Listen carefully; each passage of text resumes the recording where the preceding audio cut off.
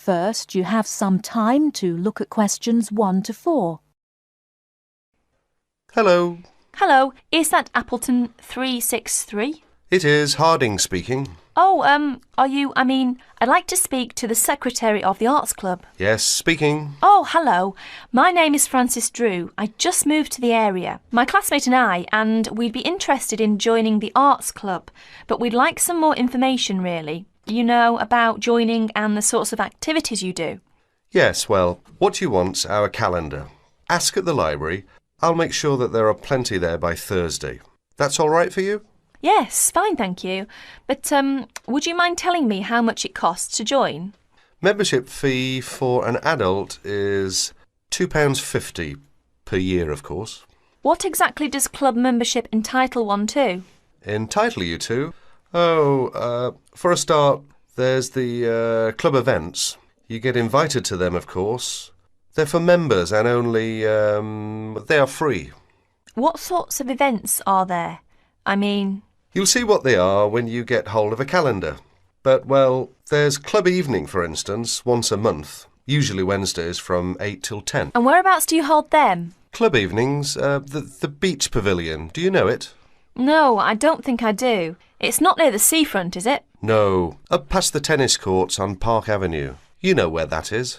No, I'm afraid I don't. We'd soon find it, though. Quite good. I don't know what your interests are. Music. Got any musical talents? I'm not sure about talents exactly. I like music. We both do. Do either of you sing? Oh, yes. We've both been in choirs. Well, there you are then. The club's got a very fine choir. Very fine. I'm in it myself, as a matter of fact. We have practices every Friday evening. And it's no good just thinking of joining if you can't make the practices. Now listen and answer questions 5 to 10. What's the procedure? If we decide to join the choir or any of the other activities, how do we go about it? You can't get into the choir without an audition. As far as the other sections are concerned, members have to apply through the section's secretary in the first place. Yes, right. And the fee again, I've written it down somewhere. £2.50 each. And where do we send it? To you? No, I'm the secretary. It's the treasurer who deals with that. I'll give you his name if you want to write it down. Yes, please. His name is Hosegood. Hose and then Good. Yes. Initial P, address 3 Clay Hill, Appleton. Right. And it's all right to send a cheque? That's the usual, yes. Payable to Appleton Arts Club. Appleton, Appleton. Oh, and better put your address on the back as you're new. And incidentally, there's a newsletter out 3 times a year, just to keep club members up to date with what's going on. They're sent to everyone. That's good. Just one last thing. Would you mind telling me what the other sections are so that I can tell my classmate and we... The players, that's our act group I've told you. Choir, you know about. There's the gramophone circle, the music workshop, the literary and discussion group. Oh, that one meets in different members' homes. Then there's the studio workshop and, what have I missed out? Oh, yes, the art talks. That's the lot, I think. The Film Society. That's the other one. Got them all. Oh, yes, just about. Thank you very much. You've been very helpful. Not at all. Pleased to assist. And look forward to meeting you and your classmate at the club. Yes, thank you. Goodbye then. You have 30 seconds to look at questions 11 to 16.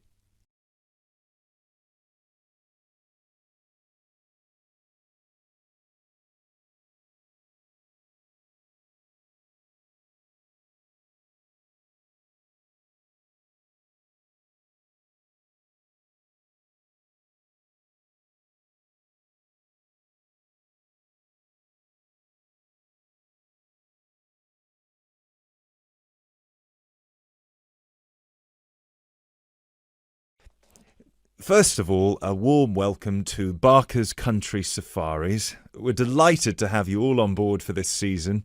I know you've all been told a bit about the company when you had your job interview, but I thought it would be worth telling you a bit more about ourselves. Barker's was set up 10 years ago by myself, John, and my then girlfriend and now wife, Nancy.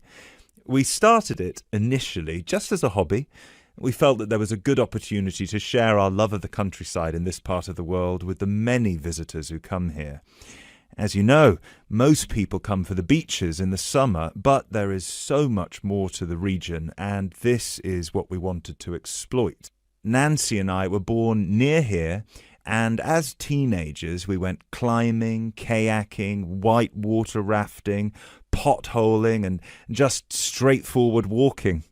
This district is in our blood, and we love it. While we were still at university, we started taking small groups of visitors out into the national park in Nancy's brother's old Land Rover. We'd drive them around the back lanes and into the forest.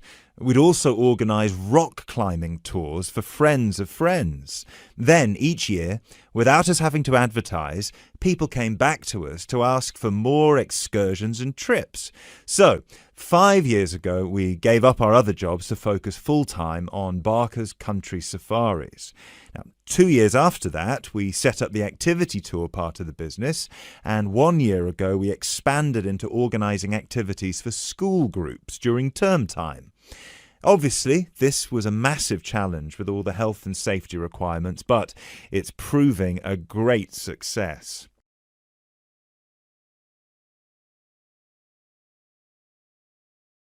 You now have 30 seconds to look at questions 17 to 20.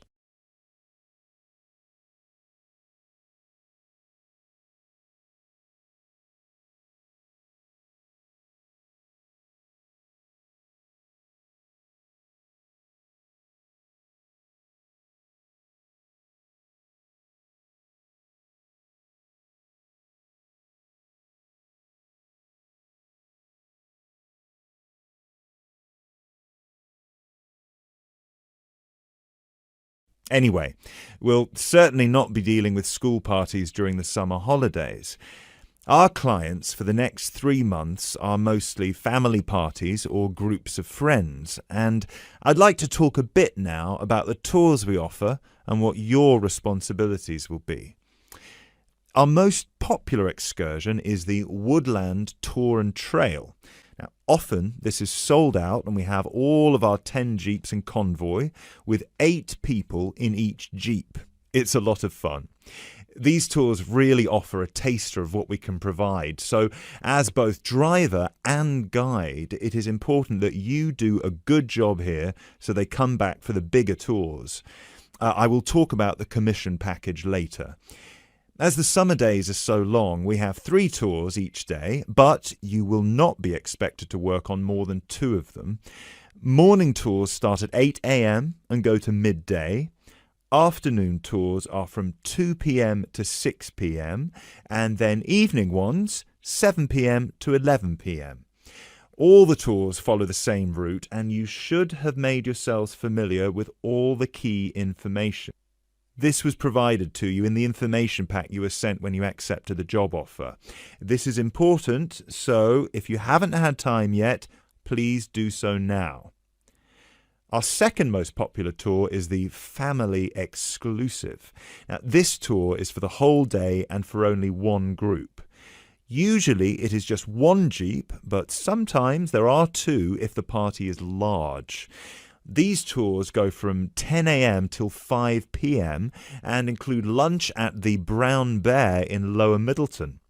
We have a number of different routes for these tours, as we don't want our premium clients being made to feel that they are part of a large package deal. You will be told which route to take with your weekly schedule. Now, I'd like to move on to these specialty tour packages. These are the ones that we are keen to book people on once they've done the Woodland Tour and Trail trip.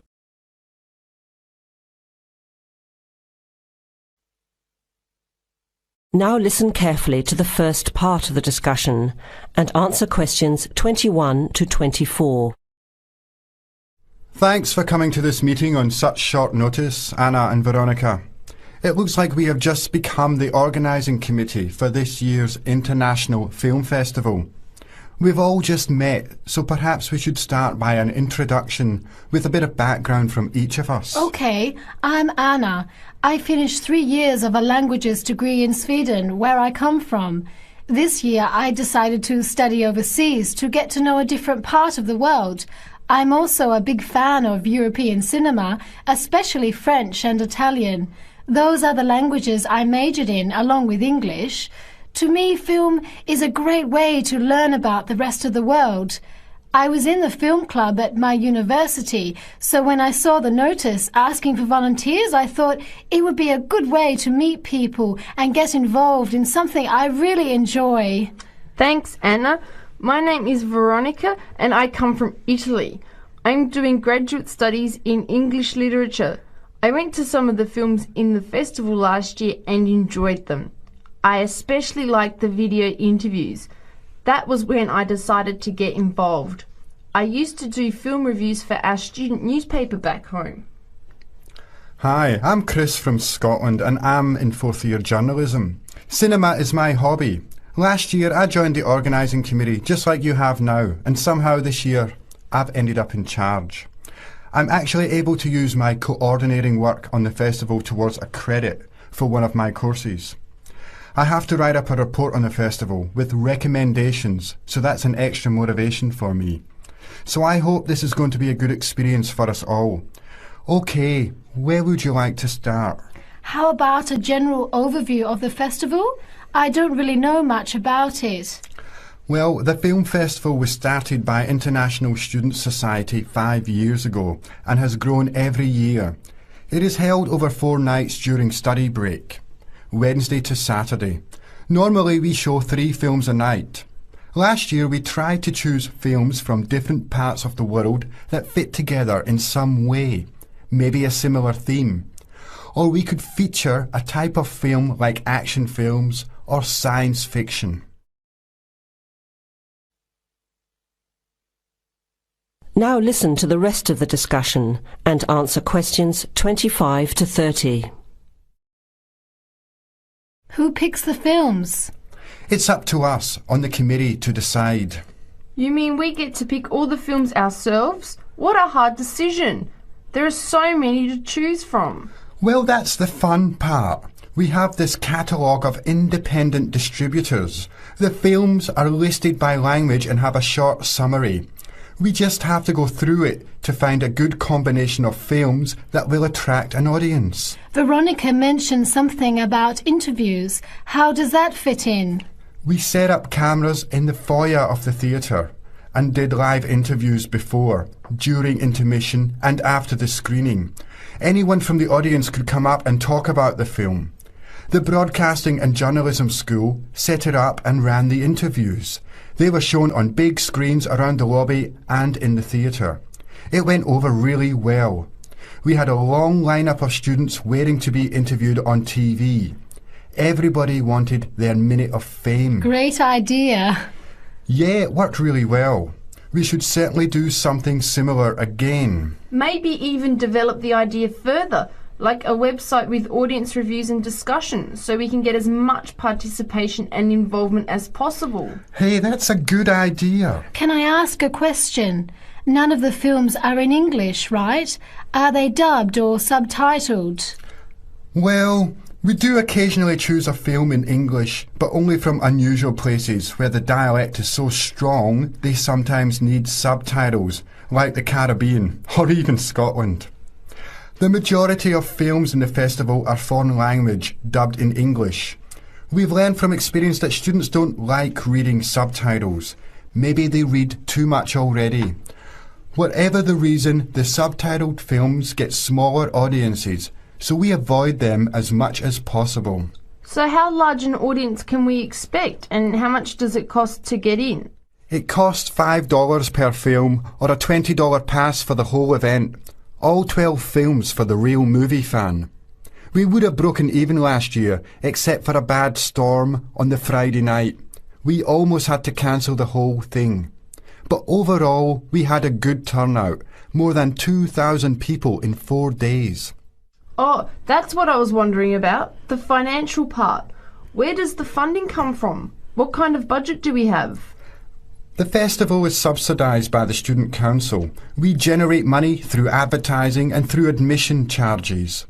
We'll go over the budget in details a little later, but we've got lots of work to do in the meantime. I guess we have to start pretty soon. Well, I think by the 1st of March at the latest. We need to select all the films. Then we have to find some advertisers to sponsor the event. That shouldn't be too hard. We'll just start with last year's list. Our deadline for that should be the middle of March. By the end of March, we need to design the programme. Then we can get posters made up and distributed in April. Like you said, we need some clever promotion, something to generate interest and get people talking. We have 4 months to get ready. It should be enough time. OK, where do we start? Let's start by talking about films, since that is the best part, and see what we come up with. What was the best film you saw last year?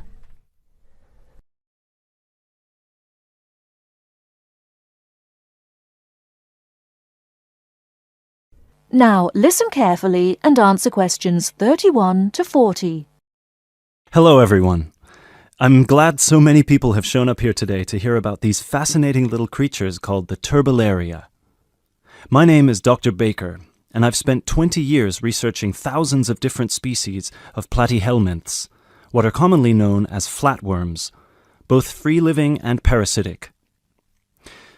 So there are a lot of things I could tell you about these extremely interesting invertebrate, but I will try to keep it short. Turbellaria are unique amongst flatworms in 3 ways. The first one is that, unlike 80% of all platyhelminths, Turbellaria do not need to secure nourishment from a living source. This means that they do not generally parasitize a host, but are instead found living freely in the environment. So, no need to worry about any of these little samples I've got here escaping and causing havoc. The second way in which they're different is that they are, well, they're incredibly simple. And by simple, I don't mean in terms of structure, as their structure is indeed quite complex, and I'll get to that later.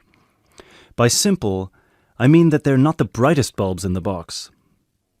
Flatworms in general are not known for their cognitive abilities, especially when compared with other invertebrates such as cuttlefish or octopuses or even insects. But amongst flatworms, Turbellaria are by far the most primitive of the bunch. Finally, and this is a direct result of the first thing I mentioned, Turbellaria tend to have a much more complicated sensory system in their head region. This includes a set of eyes with receptors that can detect light, as well as chemical sensory organs that assist Turbellaria in locating food. Obviously, as other flatworms receive nutrition directly from their host, they have no need for this. Despite these 3 differences, however, Turbellaria are quite similar to other flatworms in all sorts of other ways. First of all, as their name suggests, they're incredibly flat, which allows them to hide under stones. They're symmetrical on both sides, and they don't have a body cavity. They also don't have any specialized respiratory, skeletal, and circulatory systems. What they do have, however, and this is what I meant when I referenced their structure before, is 3 layers known as the endoderm, the mesoderm, and the ectoderm, as well as a head region where their brain and sense organs are located, and a spongy connective tissue that fills all the space between their organs. Finally, like most species of flatworms, they're hermaphrodites. This means that a single flatworm has a set of each gender. But don't take this to mean they reproduce alone. Their preferred method of reproduction is called cross-fertilization, which means that each flatworm fertilizes the other. I mentioned before that most flatworms need a host, but Turbellaria feed from the environment. So what do they feed on? Most Turbellaria can be found either in fresh or salt water, and they feed on small insects, microscopic matter, and crustaceans. They will pretty much eat anything they find.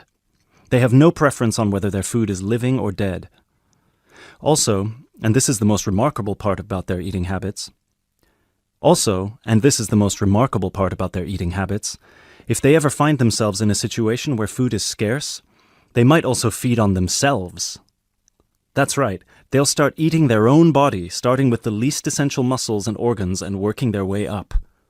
They will shrink in size until they're able to find food again, at which point they'll begin to regenerate everything they've lost. One final thing about food, and apologies in advance if I disgust you, Turbellaria don't possess an anus, which means that their mouth, which is a muscular opening on the underside of their body, has to serve as one. Before I finish this presentation, one more thing you've probably heard before but weren't sure if it was a myth or not. I mentioned already that Turbellaria can reproduce on their own, but there's a second method they can use, which is known as fission.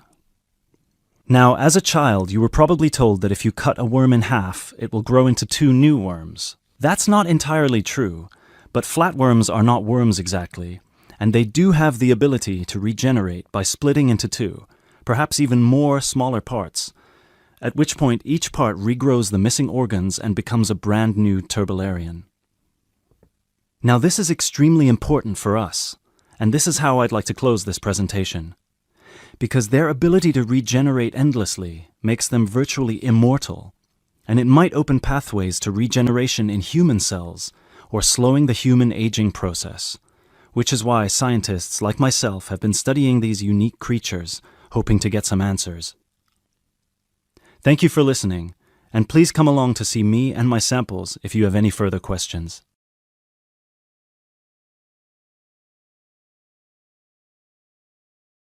You now have half a minute to check your answers.